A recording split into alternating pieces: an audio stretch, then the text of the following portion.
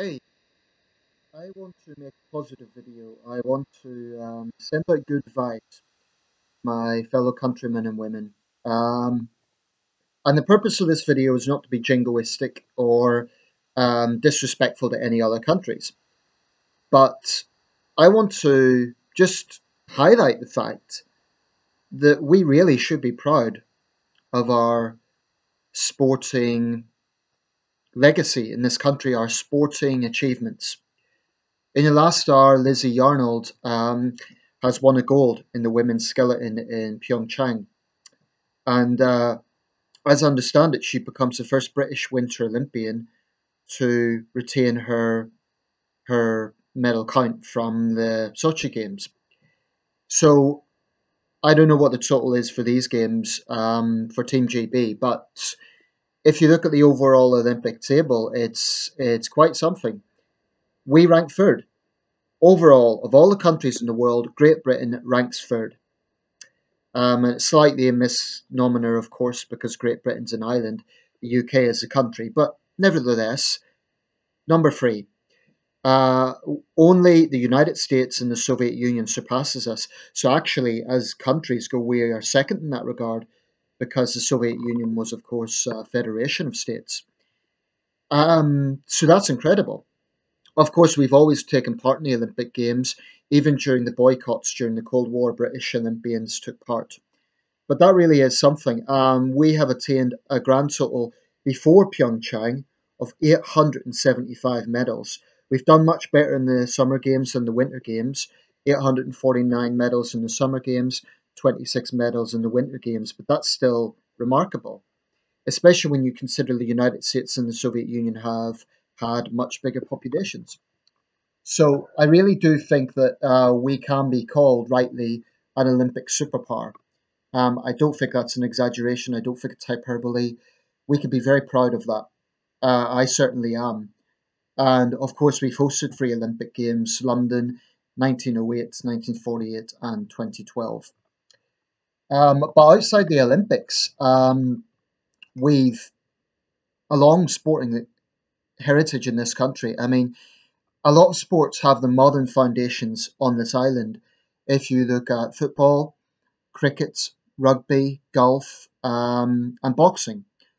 And I'm sure there are others, but certainly those five have their modern origins on this island. You might find derivations in other parts of the world. For example, boxing can be traced back to the ancient Olympics. Um, and people like Milos of Rhodes, I believe his name was. But in terms of the modern sport, it goes back to there's various starting points, but the first recorded pugilist match in the modern era, so to speak, was 1680. But the codification of it, we had, for example, James Figg's boxing academy in London, and then later on, of course, the Marquess of Queensberry rules in 1867. But keeping with boxing, I'll talk a bit about that because here's the thing.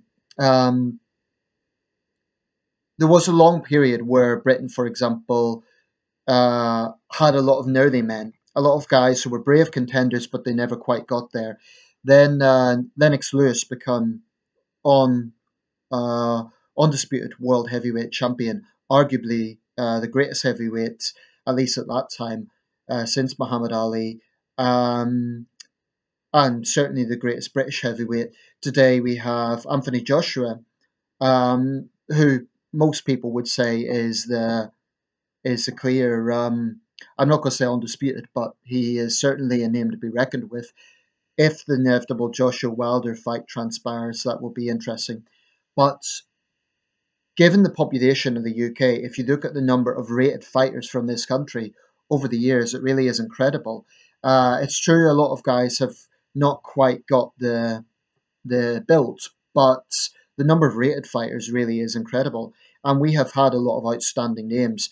Like I said, Anthony Joshua, Lennox Lewis, Joe Calzaghe, and going further back in time, you get guys like Jimmy Wild. Um, and there are other examples. So boxing definitely stands out. And if you look at some of the biggest fights, biggest fight venues, I would argue Britain, more than Las Vegas, is going to become the new boxing mecca. When you consider 90,000 people at Joshua versus Klitschko, Las Vegas has never seen anything like that. Tonight, of course, big clash between Chris Eubank Jr. and George Groves. But it isn't just boxing. In a lot of sports, we really have done very well. And I think this is something we can rightfully be proud of as a nation, our sporting prowess. Now, the thing is, as a child, I was not a sporty person at all. I didn't enjoy PE.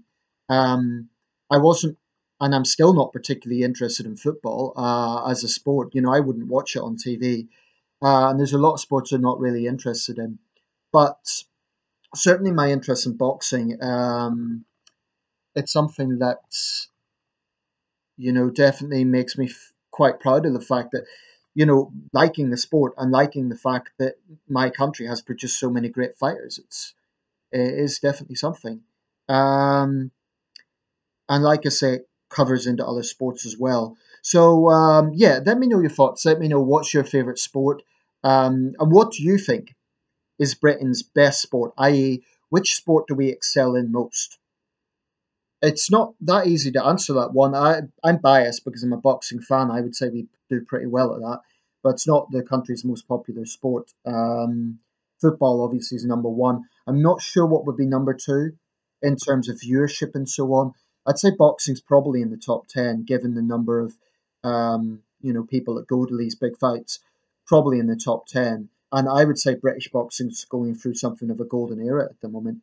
Um, in terms of most popular sport, I'm not really sure what would be after football. In the Olympics, I would say cycling and cycle sports tend to be our strong point, but we've shown that we could do well in every discipline. So it's really, yeah, it's something to be proud of. And it's something that we shouldn't be ashamed of. We shouldn't be ashamed of saying, yeah, we are a sporting superpower. It's great. Um, and like I say, that's not to be jingoistic. I'm not saying that other countries aren't good as well, but yeah, we do stand out for, given that we're a small country, geographically speaking, it's, yeah, something to think about.